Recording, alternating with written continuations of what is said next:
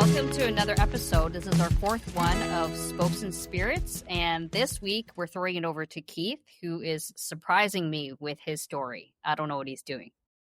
Wow. Keith? Hello, Stephanie. How are you? Good. How are you? Very well. Have I got something for you? Okay. And then what's the theme, or what's the last week I did missing person. What's this week's theme? Well, this week's theme is fairly heavy. Okay. Is mass murder. Cool. Okay, we haven't covered that one yet. I don't think so. No. Okay. Well, could Paul Bernardo be considered as mass murder? No, that's serial killing. It's I more think like mass serial murder it killing. happens at one time. One time. One Okay. time. That's a difference. So what part Okay. of the world are you taking us to with your We story? are going to Nova Scotia today. Ooh, okay. Yeah. I really don't know which one You you're really doing don't know? now. Oh, really? I really don't know. Portapique, Nova Scotia, to be exact. Portapique, Nova Scotia, Nope, and surrounding areas. Nope. No, still Still no not idea? ringing any bells. Nope. Well, the story that I'm doing today is Canada's deadliest mass shooting. Ooh. Do you remember okay. this? Nope. Happened I'll tell you around- when I'll tell you when it starts ringing a bell. Happened around the beginning of the pandemic. No? Doesn't ring a bell? No, Okay. nada. All right, we're jumping right into the story, eh? No small talk. Nope. We did the Go small for it. talk before we officially started. That's why. Yep. Go for it. Okay. Go for it. We're All right, here we warmed go. up. Portapique, Nova Scotia. A quiet rural enclave nestled along the Bay of Fundy. Fewer than 100 year-round residents call it home.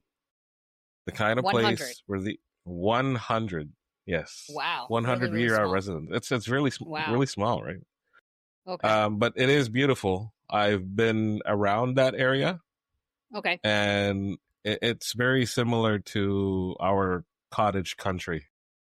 Okay. But Muskoka. it's right beside the ocean, so you can smell the salt in the air.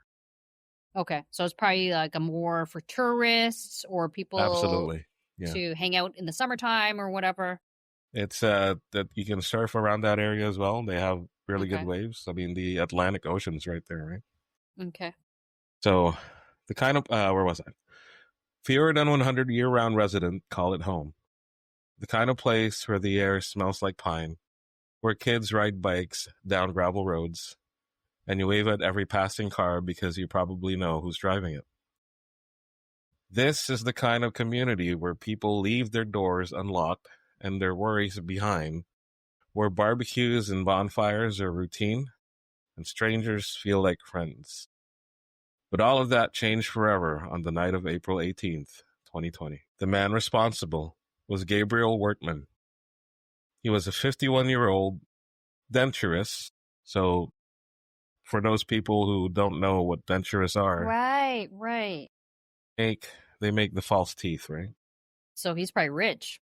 Well, absolutely, yeah. Yeah, and we'll as the story goes, you'll know what he does with the money. Yeah. This is starting to ring bells for me. Yeah. Someone who made false teeth for a living. Oh, I was just saying that.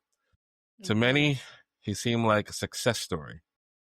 He owned several properties, including a residence in Portapique and another in Dartmouth. He had money, influence, and what looked like a decent life. But behind that carefully maintained facade was something darker. Man had a fascination. Some would say an obsession with policing. In a warehouse he owned, he stored a bizarre assortment of items: police gear, decommissioned vehicles, and strange memorabilia. Among those items, a fully outfitted replica of an RCMP cruiser, down to the decals, lights, and even the uniform hanging in his closet. What no one could have known was that he wasn't just collecting. He was preparing for something unthinkable, something that would shatter lives, families, and the very sense of safety that Portapique had always known. It started around 10 p.m. at Workman's home in Portapique. A domestic altercation turned violent. He assaulted his longtime partner, handcuffed her, and dragged her into the woods. But she got away. She escaped into the darkness, barefoot, bleeding, terrified, and hid overnight in the woods. Then, Wortman set his house on fire. Flames lit up in the night sky. Neighbors seeing the smoke rushed to help. That's when the true horror began. Around 10:30 p.m., 911 calls started pouring in.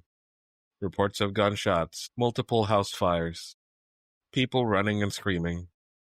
The quiet rural roads were suddenly a scene of chaos.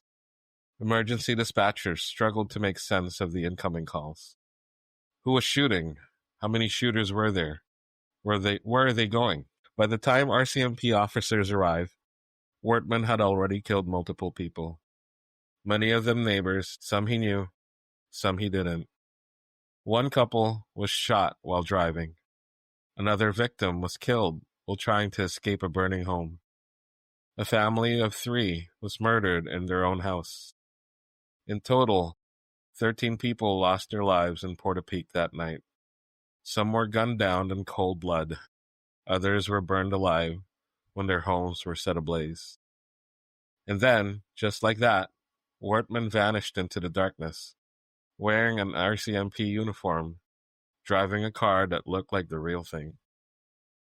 The RCMP began a manhunt, but without knowing exactly who they were looking for, and without warning to the public of a potential police impersonator, they were already one step behind. The next morning, April 19th, was a Sunday, a calm, cool morning across Nova Scotia.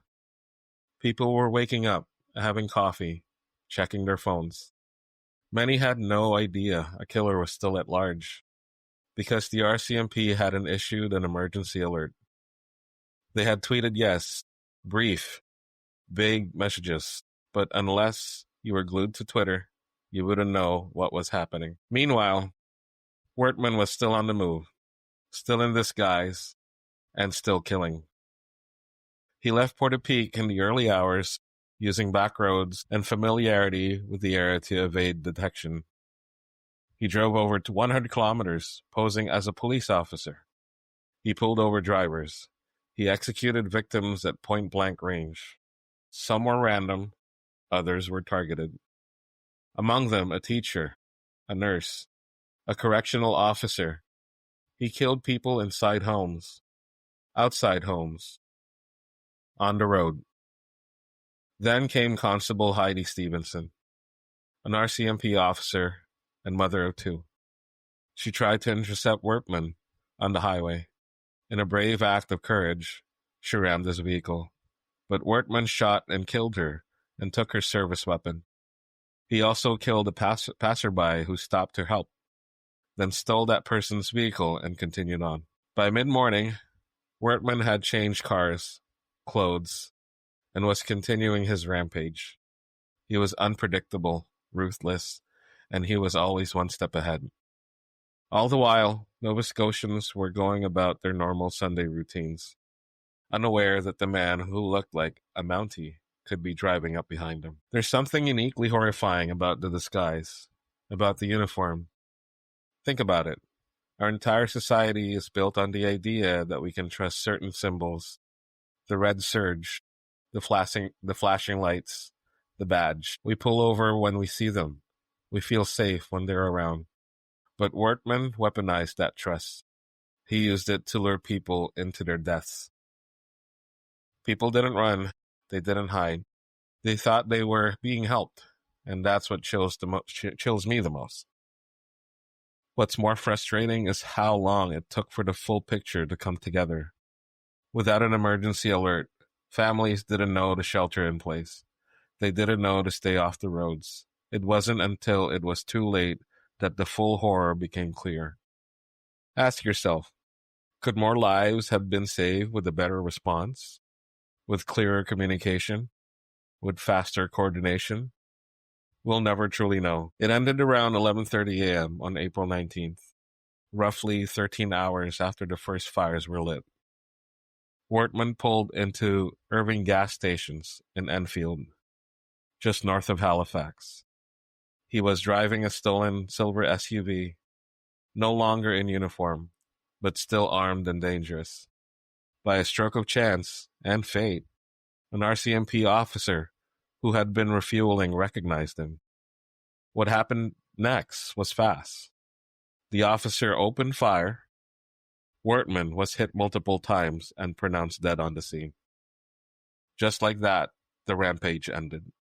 But the damage was immense. 22 people murdered, several more injured.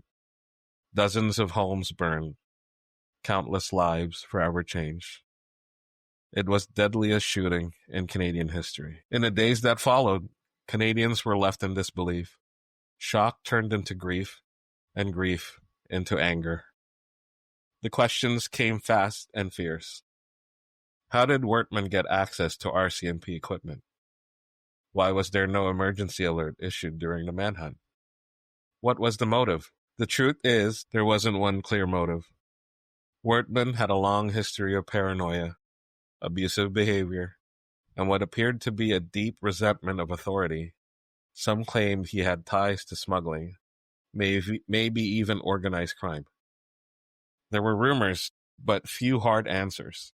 In response, a public inquiry was launched, the Mass Casualty Commission. Its mandate: uncover what went wrong and how to prevent anything like this from happening again. The Commission's final report, released in 2023, didn't hold back. It criticized the RCMP's communication failures, lack of training, and outdated systems. It described the force unprepared for a modern-day threat, let alone one from within. Most importantly, it gave voice to the families of the victims, who, for too long, had been left in the dark. It called for sweeping reforms in emergency response, policing, and accountability. But even with that report, with all its recommendations and findings, one thing remains clear. For the families, the community, and the province of Nova Scotia, the scars left behind by April 18th and 19th will never fully heal. Oh my gosh, that's like such a scary story, and I vaguely remember it. But I think one thing that stands out about that story is that it happened in that community, right? Like if it happened in Toronto, like we wouldn't be. I mean, yes, it would be a surprise, but I Yeah, I think mean, it would there's have been just different though if it happened here. like there's like Our police here is probably more prepared for that type of. I mean, I hope it will never happen, but I'm sure that it would probably stop sooner. yeah, Our for police are sure. more trained for that kind of stuff. Plus, there's more people here, right? Yeah. So I think the community in which that happened, that's a surprise to me. And what else is surprising is that there was no, like, in your research, did you know why like the police didn't put out like some APB or some kind of I don't know, like it wasn't on the news or anything like that? Why didn't they alert the public? There's a lot of speculation that they didn't want people to think that they're out of control of the situation. Okay, well, clearly they were out of control. They weren't. Or Yes, not in, that's true. yeah. But I think they also wanted to not make people panic, from what I Okay. gather. But are you sure there was no lockdown? Because I kind of remember there was kind of a lockdown No, when this happened. this is just before the. Well, good question actually. Let me see. Yeah. I think there was a public lockdown to tell people to stay in their homes, that there was somebody, maybe this was kind of closer to the second day when he was like before he was shot. But I remember there was some kind of lockdown or there was some kind of like announcement just to kind of to warn people to stay indoors because he was at large. I think there might have been, but you could look it up. But I mean, 22 people just being killed, that's just, I don't know. People were driving in a road though, so yeah, so it's just I guess very we're at the random. maybe not fully locked down. I think it's still like we still have like essential travel or something like that at that time. No. I'm not saying COVID lockdown. I'm saying like lockdown by the police, like a warning to stay indoors. Yeah, I vaguely remember there was something like that, but I think it wasn't until like the second day or something that it happened. But what do you speculate happened? Do you think he was just like it was just like a pot that was boiling on the stove and then it just like, you know? He just came to a boil, or what? Well, a Just a lot of psycho guy? a lot of his clients already think that something's up with him. Okay. Like I don't want to compare him to a famous person, but he's one of those eccentric people like Elon Musk kind of thing. Okay. Okay. Not as rich, So he's obviously. quite a character. Like he would always talk about like his police memorabilia collection. Something's not right with this guy. Yeah, that's like a really Although weird obsession, though. I know, right? Like they never really fully explored on why he has that obsession with Well, I guess it's kind of psychologically, I guess he wants to be an authority figure, right? Or probably, yeah. maybe did you research like he wanted to be a cop and then like he didn't pass like the psych test or something like that, you know? Like those people are always rejected out of the army or military, you know?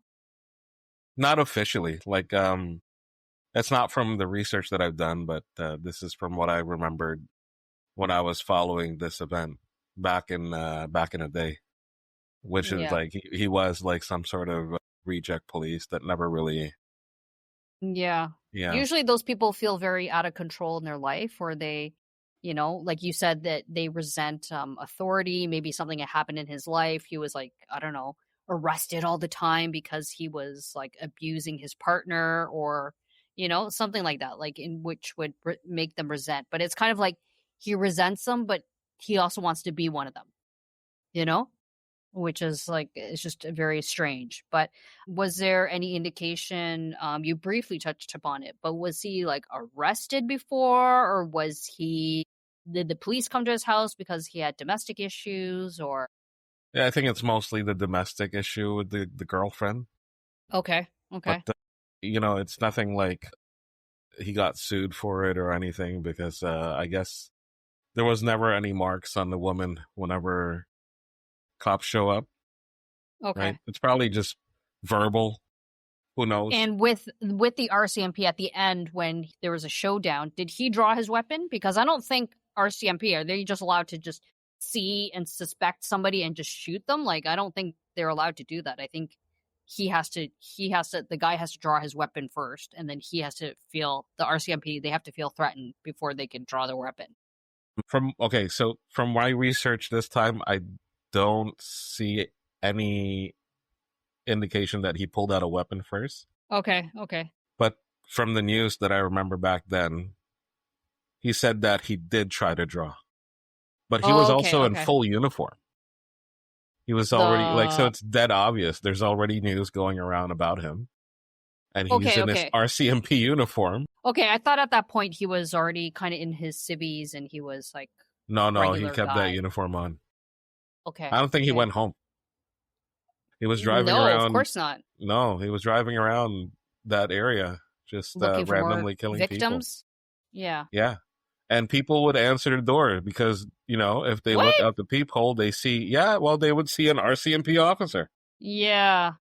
So for sure more lives could have been saved if they kind of put out like APB on this Yeah. guy. And I did briefly Google what the guy looks like. And he's like a nondescript white man in his 50s. Like there's nothing he doesn't have like tattoos on his face or anything. Like there was no giveaway about this guy. He just looks like a random guy that you just walk by on the street. So I thought Just that a that lot of was money and that's a crazy mind. yeah, crazy mind that's probably been developing for like many, many years, you know? But did you hear about those like stereotypes about, like, I know maybe dentists and denturists, that's like somewhat different, but the stereotypes of dentists being like suicidal, you've never heard of that? No, I've It's never like, heard of that. what? Like It's like maybe one of the, psychiatrists and psychologists, I would think, no, I are think more susceptible. Really? dentists Dentists? are it's one of the occupations that have like the high suicide rate. Well, I mean, this was maybe, like popular thinking maybe a few years ago. I don't know if that's the case anymore, but I think it's because it's kind of like a lonely occupation when they're doing stuff on your teeth, they're not really talking to you. It's not really socializing. So I talk to my there's, dentist, but I answer and and for yeah, yeah, some reason exactly. she understands Exactly. me. I guess she's And I just think it's used to it. it's probably even worse as a denturist because you're probably alone in a lab looking at, I don't know, Play-Doh, like like kind of just, you know, like making things with your hands. So it's like it's probably a very isolating job that he had. I don't know about you, but that sounds very relaxing. I like But Play-Doh. but everything starts looking the same, right? And you're not talking to anybody, and you're not we learned this during, He has you know, assistants. Like he's not alone in the clinic. He has a probably few not, assistants. but I mean it's many hours of you by yourself. And we learned during, you know, the pandemic that isolating yourself is not healthy for you mentally. So yeah, I so there's actually enjoyed the that. pandemic, surprisingly Are enough. you serious? I don't know. What did you like I about it? get to stay home. Yeah, yeah. And kind of get paid for it? Kind of, not really. Yeah. Well, I was still driving down to Markham. I don't know why. Actually, I'm not going to mention my company's name, but one of us actually did die from COVID because Are they you kept sending us serious? to work. I'm serious. They kept sending us to work, and I think it How wasn't old was this until person? he's probably he's like late 40s. What? Yeah. And Just did he one have day, I'm pre? like, how come I haven't seen this guy for so long? I mean, they did the separation. Like, they put us on, like, 2 cubicles 6 feet away from, apart or or whatever? Okay. whatever, 6 inches And apart. I don't, were you 6 inches, 6 feet? But were you guys wearing masks at that point, like in your nope. office, or? We're only wearing masks if we're walking around the facility. Okay, okay. We're So supposed to, but do you know if this guy had a pre-existing condition? Because I don't know any young people that died. I don't know. I don't know if he He looked did. healthy. Okay, I didn't really talk to him because okay. our shifts are rotating, right? So I didn't really have the chance to get to know him. But I just, for some reason, I just started noticing that he wasn't showing up to work anymore. And then one of us told me, "Oh, you should not know he passed away from COVID." Like, what? That is like kind of a little bit unheard of. Right? And they kept Yeah. making us work there. I don't know why. I work over the phone. I Yeah. was Can like a you, tech support was person. your job was totally, you were totally able I to do could it have from done home, this at right? home, and which I Okay. did, but they did it At way the too end, late. right? It Yeah, was like yeah, yeah. 2022 when they started sending us home. Yeah. But for the entire time, from like 2000, from I got hired 2000 all the way until 2022. I think But early 2022 I started working home. you didn't feel like isolated? Like, I mean, you have your family, but during the pandemic, you didn't feel kind of isolated, and No, not at all. you weren't, you know, you weren't seeing friends that you normally see, or I guess not if you're going to Even work, better. then. I think I'm an introvert What? Are you masquerading kidding as an me? extrovert. No, you could. I guess you can be. Do you feel drained when you're with too many people, when you hang out with too many people? Depends. Am I sober or am I drinking? You need to be drinking I in need to order be to hang drinking out to with hang people. around with people. Otherwise, I'll probably be miserable. Really? Speaking of drinking, this is a good segue Yes. to our review of the week. It's by Holdfast Brewing Co., which is the beer division of Steel Town Cider, which Keith and I have visited on a booze cruise. This is located just outside Hamilton. Hamilton. And yeah, when we were visiting there, this was, what year was this? This was a few years ago. 2023 probably. Probably. Yeah. And Like September or something. I recently visited maybe 3 weeks ago, and I was surprised to learn that they also had beers in addition to their lovely ciders. So this one I had, it's even handwritten. I don't know if you could see it Hold here. fast. Hold fast, but the notes, the tasty notes are even written: pineapple, mango, coconut, lime, and sea salt. That sounds So delicious. this was exactly what it tasted like. And the guy, the owner, he's it's funny. I went with one of my clients slash friends, and she was kind of complaining about the owner. She's like, "Oh, he doesn't seem very like friendly," and I was like, "No, he just seems like an introvert, right? Like maybe he's just an Like introvert, me. and yeah, exactly. He's just like a scientist, like, or an engineer. I find them a lot very introverted." So I was like, "Oh, we'll just talk to him about his flavors." And he has very good flavors. So this one was a very good one for people who don't like ales or pilsners or anything weedy. If you like it a little bit more tropical and fruity, this was a good beer. So we'll have to go back sometime, Keith, for one of our Absolutely. another booze cruises. And they also had a slushy, which was they presented in a kind of like a goblet, and it was purple, like a violet purple. And the friend who likes sweet drinks, like cocktails and sweet drinks, she said that that was even too sweet for her. So it smelled like Welch's grape juice, and I believe it was an 8% or higher than an 8% alcohol. My word. Yeah, so Stronger it was than like the beers.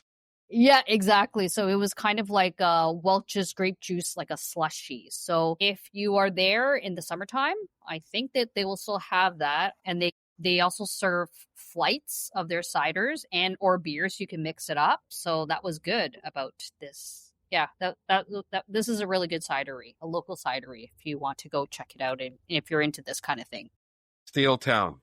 Steeltown Cider. Cidery at Hamilton. Cidery in Hamilton, right? Yeah. So thank you for your story, John. Your name says John, but That's I know my you as first Keith. name. Yes, I know, but it's throwing me off because it says I see your face with John on it, and I've says never called you Stefania. John. Yeah, that's my code name, but at least it's kind of somewhat close to my real name. Relatively close, yeah. Relatively close to my real name, and I'll have to think of another story. But it's funny that all of our stories so far have been all kind of local, they're all local-ish. They're all within Canada. We haven't ventured outside the country yet, or even outside like murder, because we can also talk about mysteries and no aliens. I'm not into aliens. Okay. Or things that are would you consider Alien someday? No?